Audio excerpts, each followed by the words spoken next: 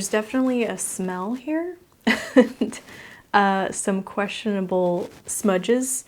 These books have seen some things. This has jewelry, wire work, beaded bracelets, many things I've never seen, but that's exactly why I wanted to get this. I feel like in this internet world that we're on YouTube and Pinterest, there's so many projects that have already been done before. Maybe there's some like untapped resource in these older arts and crafts books. Or at the very least, these will be entertaining to look at. I want to make something from one of these, but nothing in this book is really speaking to me at the moment. 1983 Cake Decorating, Wilton Yearbook. It's also really cool to see the type coming from graphic designer perspective. I think it's cool to see like vintage print pieces.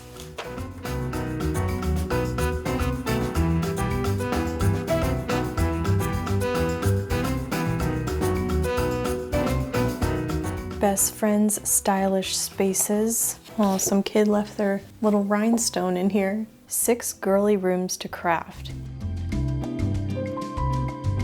A great felt book. I'm getting 70s vibes from this. Oh, never mind, 1984. The year I was born. These pages are definitely aged. I've never tried a felt project. This would be really cute to make with little felt animals.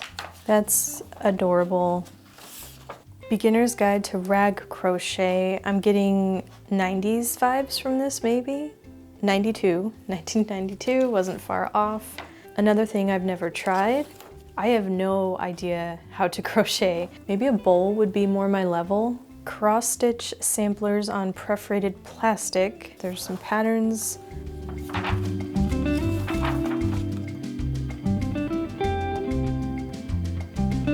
A booklet all about eyelets for cards and more. This whole thing is dedicated to eyelets. Vellum Nightlight shade, got some jewelry.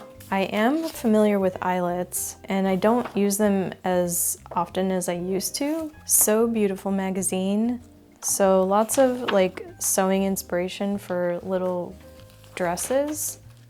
Every time I think it's something 90s, it ends up being early 2000s. My gauge of the 90s and 2000s is a little blurred. Then we got wreaths, classic wreaths. Wreaths look fun to make around the holidays. I did that a couple of times with my aunt when I was a kid, and I kind of want to do that again. Every time the holidays rolls around, I want to make things and then never do because the holidays are stressful and then I don't make anything. Can you guess what year this booklet was made? Just by the cover. 2013. I was thinking a little older. Okay, so we have knitting, which I have tried. I only did like 2 knitting projects and they were scarves. Okay, I think I'm inspired to try this beginner's rag crochet booklet and try a beginner project in it because I am definitely a beginner at crochet. And also I like the idea that it's about rag. So it's recycling what I have and I don't have to buy any new materials, but I do not have a crochet hook, so I can't start it today. I did think about going up to the store to buy a crochet hook, but I know that once I walk down the yarn aisle, I will want to buy something from there. And so I'm preventing myself from buying more material. I think I'll just order one online.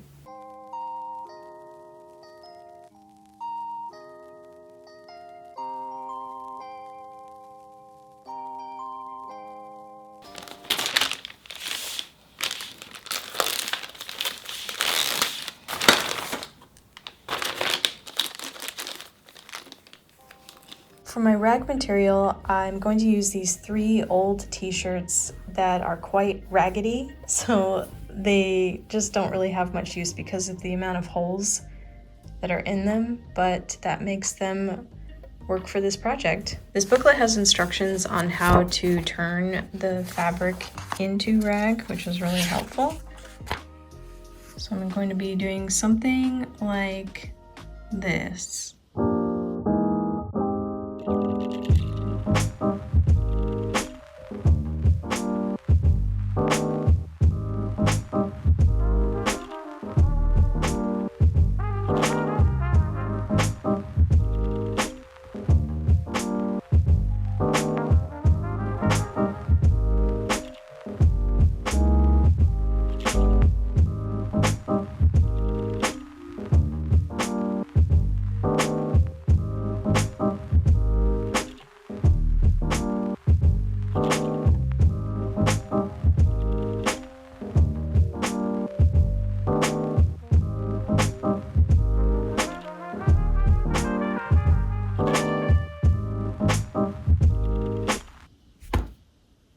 This took me hours.